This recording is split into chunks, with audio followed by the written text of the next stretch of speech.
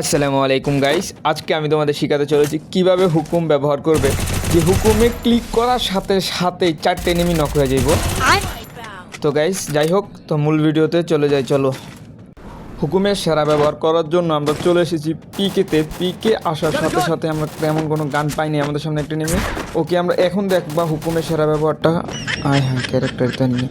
আচ্ছা যাই হোক, যদি তোমরা হুকুম ক্যারেক্টার না আনো তখন তোমরা কী করবে, এই যে পিকের মধ্যে ঘাসগুলো আছে না, এগুলোর মধ্যে চুপ করে বসে থাকবে, তাহলে তোমাদেরকে আর কোনো এনিমি দেখতেই পারবে না এখানে।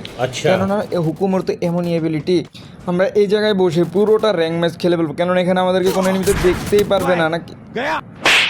হয় মনে হয় হ্যাক ইউজ করে, তাই আমরা দেখকে মেরে দিছি। যাই হোক, পরের ম্যাচে চলে যাই।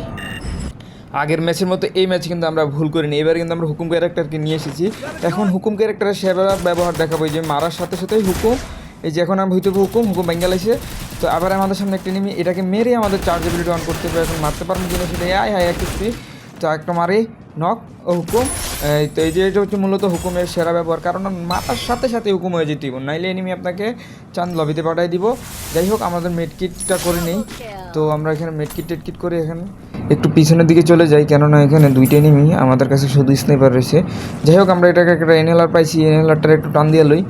চলো, পরে আমরা এখানে চার্জ আমাদের একটু ইপিটারে ফুল করে লই। এখানে আমাদের সামনে আরও একটা এনিমি চলে আসে, হুকুম।